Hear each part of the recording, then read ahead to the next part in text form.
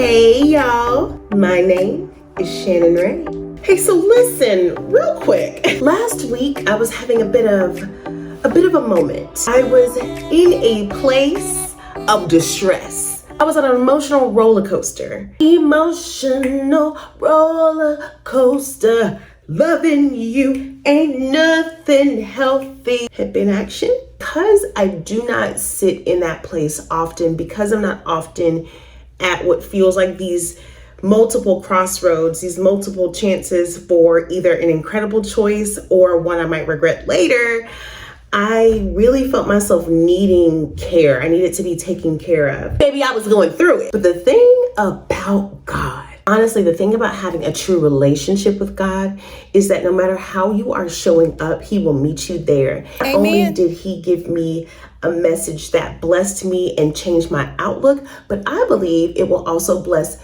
you. So get ready with me to discuss why we are uniquely qualified for the very moment that we are in. Now you'll notice, okay, your girl is already dripped out. I love dainty pieces that you can wear every day. And today, the jewelry that I have on is from Ana Luisa Jewelry. What I love so much about Ana Luisa is that these are high quality, really unique pieces that are crafted and curated for daily wear, so you know that you're going to get the most for your money. I personally have a little bit of a sensory issue when it comes to the weight of jewelry on me. I have a thing about not wanting my ears to feel heavy, but I still like to be adorned, okay? Not only that, they're a carbon neutral company, so you can feel extremely good about where you're shopping and having a company aligned with your goals. So I will have a link to that website if you're interested in any of these pieces. I've gotten 2 compliments on this necklace alone, one from a woman in Ulta who was literally the most beautiful human being I've ever seen. Also, it caused a whole conversation in a grocery store with the people around me. So I feel like that's pretty much a 5-star rating. For those of you that are new here, I offer you my sincere salutations. I am a pivot coach and also a content creator. So I marry those 2 things together to discuss life, love, and the pursuit of purpose. If you're interested in that sort of thing, if this might be content that appeals to you, I would highly suggest you hit that like and subscribe button. To my ladies and fellas who have been with me from the start, I just want to say thank you. It has been such a time over the last year of kind of a reckoning with where I am in life and what the next stages are, that I really feel like the last little bit of it, the last piece of the puzzle fell into place just last week. Picture it. I've been in my new job for over a month, and I was feeling the full total impact on what my role really is, the magnitude of the decisions that I've made. I made some choices that, again, to the outside looking in might not make total sense, but for me was completely and totally the right thing to do. That doesn't mean that it was easy. That doesn't mean that I didn't have a little bit of apprehension around it, because I knew that I would be leaving a place that was more comfortable for a place that was more challenging, with a goal to get to exactly the life that I want. And I'm not trying to be vague. That's, to me, very simple. What's comfortable is likely not going to be the place in which you springboard into your full potential. You have to make decisions that don't always make the most sense, that aren't always the most clear to everyone around you, in order to position yourself to be exactly where God has called you. And it hasn't been easy, babe. It's been quite the opposite, actually. And last week, I was just finally feeling the impact of that. I was sitting in a meeting and I was talking to a couple people from my team, and I was realizing just how much work was going to be done. Then I had a situation at home where I had to make some decisions about staying or leaving, resigning or not, finding a new place or not. All of these different things, they just kind of came at me at one time. I am doing some things for a side business that I'm trying to launch, and I had a lot of things come at me at once, things like trademark agreements and lawyers, and oh my gosh, stuff that I'm just not exactly, well versed in. And I felt like a fish out of water. And I remember sitting here thinking to God, this is above me. This is above my pay grade. This is above my skill set. I don't think you chose the right girl. When I have those moments where I'm just completely overwhelmed, I'm not gonna lie to you, I'm gonna handle it. but I'm gonna cry first. I need to get the emotions out so that I can get myself under control. I used to be embarrassed about it. I used to hide it when I was younger, but honestly, I find it quite healthy. Crying to me often feels like taking a shower in the middle of the day. I am refreshed, reborn, like a newborn baby almost. I am ready to take on the challenges of the day. I have those moments where I sit with my emotions so that I can tell my emotions what is actually real rather than allowing my emotions to dictate my actions. As I was sitting in that moment, God told me to open up my computer and to start to write. I'm working on some things, and so it wasn't completely abnormal to me, but I was like, I don't know that I'm in the right headspace for that. Before I was able to hit one key, I had my email still open and I saw 2 offerings for partnership. These are companies that I looked into in the past. These are companies that I was really interested in partnering with. I am trying to get myself to a certain position so that I'm able to change fully the trajectory of my life. And so seeing that without pursuing them kind of really put me in a space to feel not only humbled, but really excited about the very decision making that I had been doing. The thing that really sent me over the edge, though, was when I looked at a request for an interview. So I opened up the email, take a little look-see, and I had a really close friend of mine nominate me. The nomination was for an inspiring creator. And y'all, I don't know what it was about that. The combination of how highly I think of the person who nominated me, plus how highly I think of the company. It's a company that I actually use for my daily life in work and in private.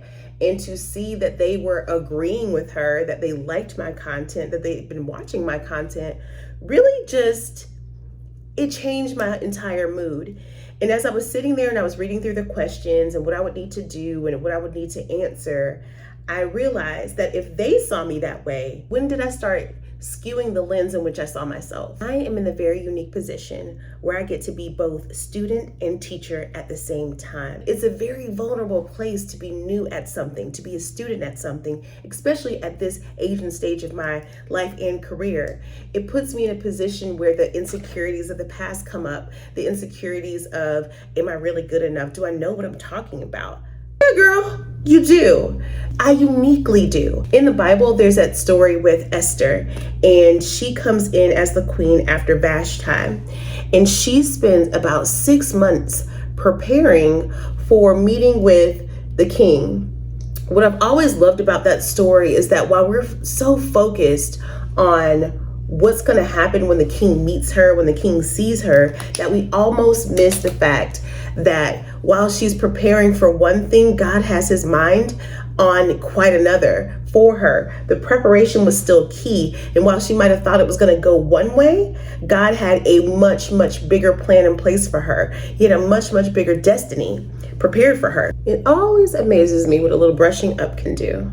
We ask God for these huge things, or maybe not so huge things, but we forget about the work that comes in the harvest. It doesn't just fall into your lap. It's not always going to be manna. It's not always going to just fall at your feet. Sometimes God requires your participation in being blessed.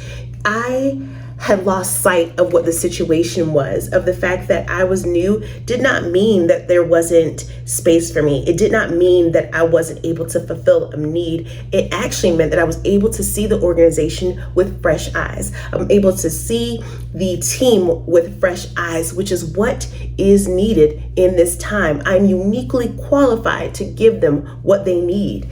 As I was starting to think through my situation and what I actually prayed for, to be utilized, to be challenged, to be creative, to have opportunities to make something my own, to leave my mark, all of that is available to me. But all of that requires effort. And there are going to be moments where it feels like I'm not getting it right. There's going to be moments where I don't get it right, but it doesn't mean that I'm not right for the situation, that I'm not prepared to be in the place that I'm in. We have these moments of doubt, these moments where we forget about exactly who we serve, where we overestimate our ability to ruin our own lives. We have to remember that God is working with us, not against us. He is not going to put us in a position to be punished. Consequences of our choices are going to happen, but that does not mean that they're going to be bad. And God is always, always looking for how he can make things work for our good. At the end of the day, you know that. That is your constant promise that whatever it is will be for your good. You are exactly where you were supposed to be in the time that you're supposed to be in it. And you have everything that you need for the moment. That is why you're here. You're not bad at it. You're not wrong for it. You're just new. This is just a new transition. This is just a new phase, a new stage. And God has given you what you need to get through it. Whenever I have those moments of doubt, whenever I feel my mind going to spaces, I have to remind myself not only of the promises, but of the prayers. God has answered prayers. This is an answered prayer.